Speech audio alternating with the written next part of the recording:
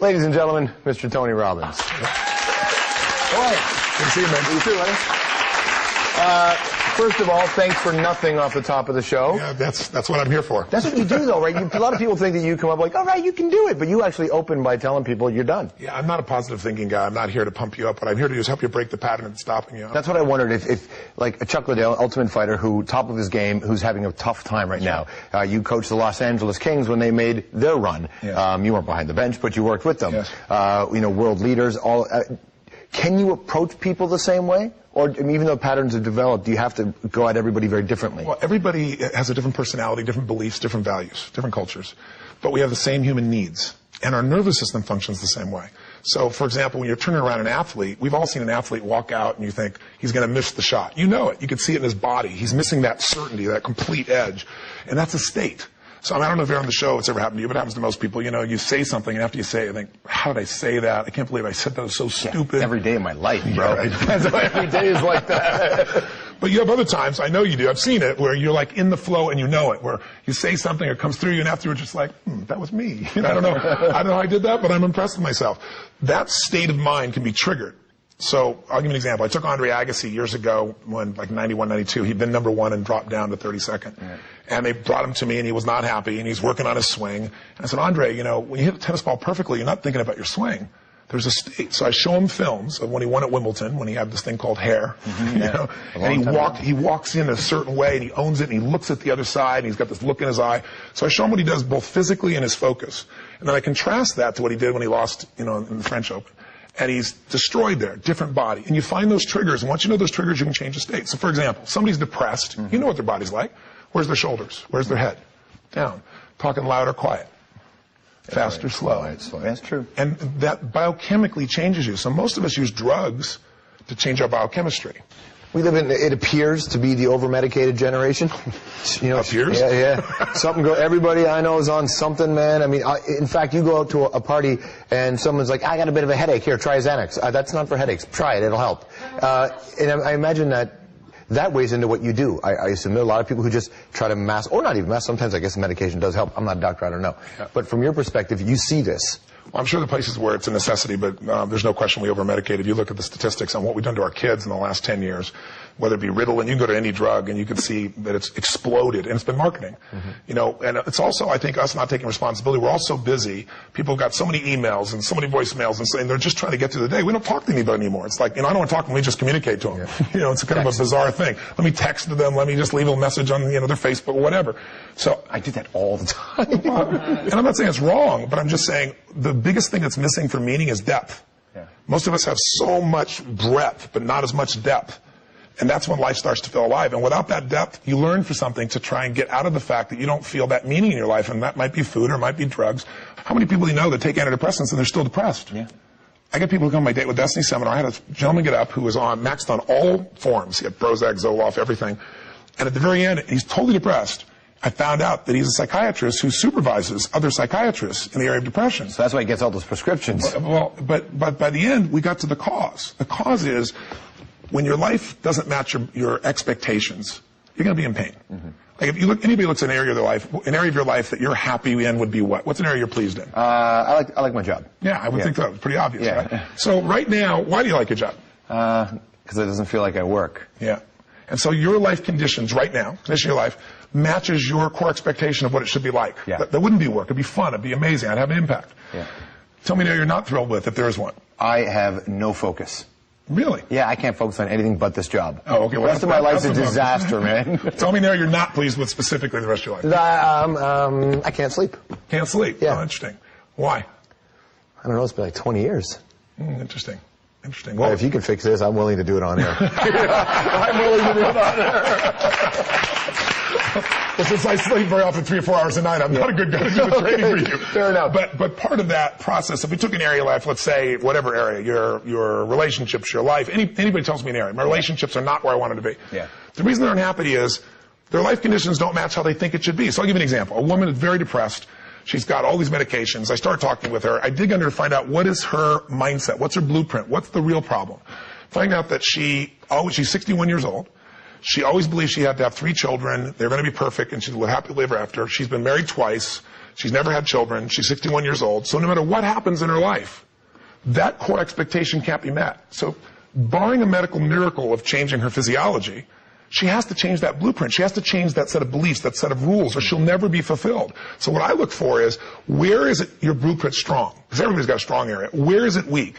And then how do we shore it up? How do we either change the conditions of your life, change your body, change your relationship, or how do we change your blueprint to something that has to do with reality so you can enjoy your life again? Did you reach bottom?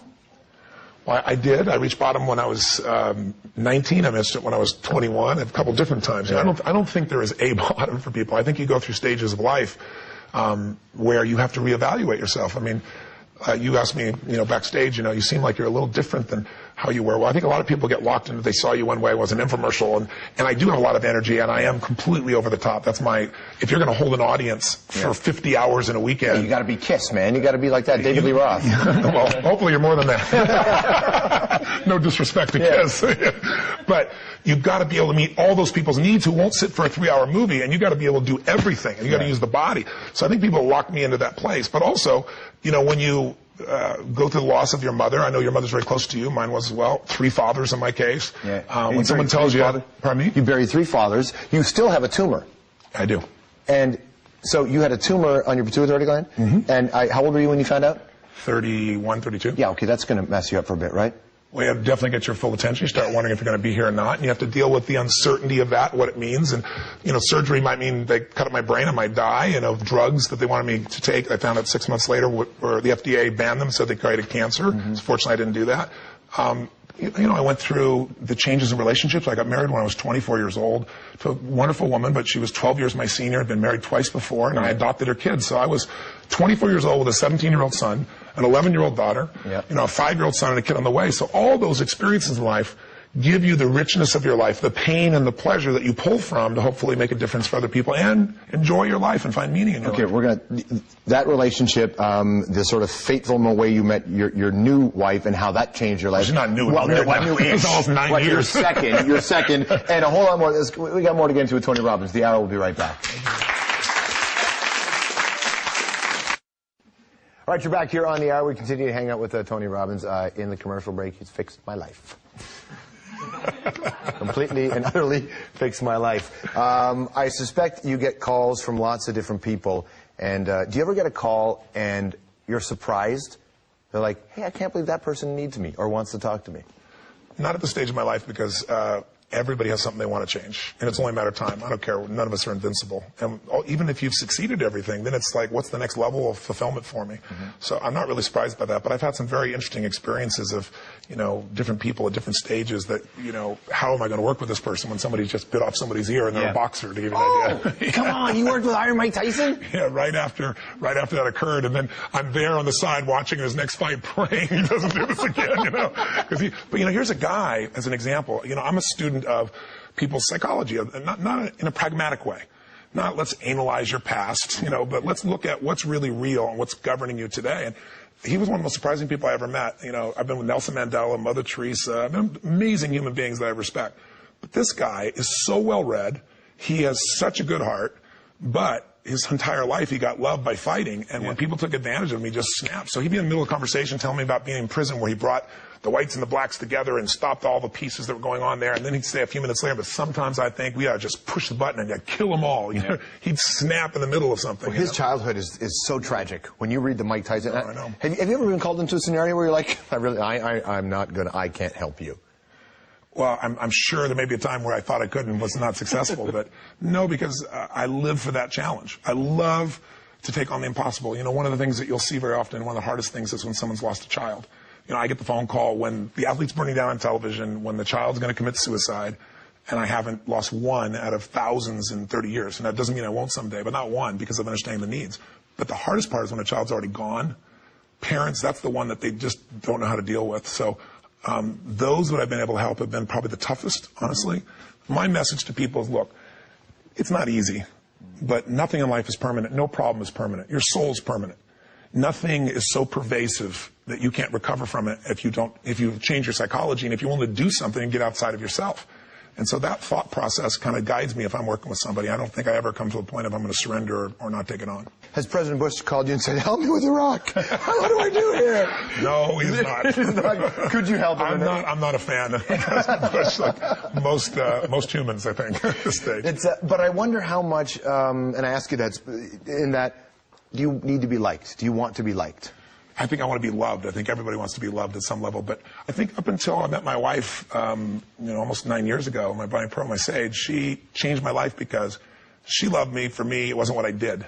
Mm-hmm. I can remember being on stage. She wasn't a fan of you, was she? Not even slightly. She thought, well, these people are messed up. Who's this Tony Robbins guy? She's not Mr. Success. I had glued hair and, that stuff. She finally got me to cut my hair, thank God.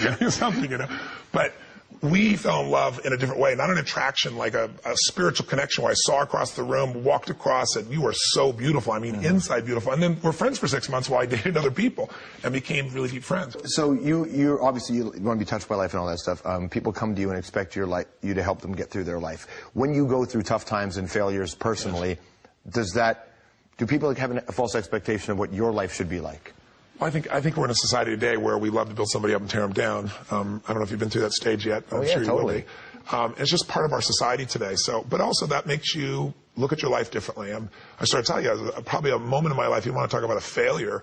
I can remember being on stage in the Continental Center in New York City, and I had 18,000 people, which in those days would be a dream to have that many people. And, I want to make it like a rock concert. You won't sit for a 3-hour movie. I'm not going to hold you for 12 hours. I got to deliver. You can vote with your feet in any moment. So it's been a killer day, and people are out of their minds, and people are so generous. They come up and hug you and love you.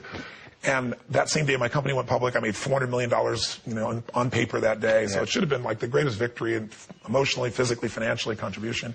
And I went home and I was depressed. And the reason I was depressed is, on stage, that was me. But when home, I was always mitigating because I was too loud, I was too this, I was too that. Mm-hmm. And I had to make that decision to say, you failed miserably in this area. Someone else may be happy, but if you're not happy, what is this all for? Here's my last question. Tom Cruise, Magnolia. Did he call you? No, he didn't call me. When you saw that, what did you think? Well, I saw parts of it, obviously, that were an exaggeration of my work. And then there's another gentleman I know that he actually went and modeled, who worked with men on picking people up, and it was just it was a fascinating thing to watch. But no, it wasn't terribly exciting, and no, he did not talk to me. He was not coached by me, we'll put it that way. There you go. Nice to see you. Thanks for coming in. Good to see you, too. Tony Robbins, everybody. Awesome. Lots more to coming down, my friends. See you right back.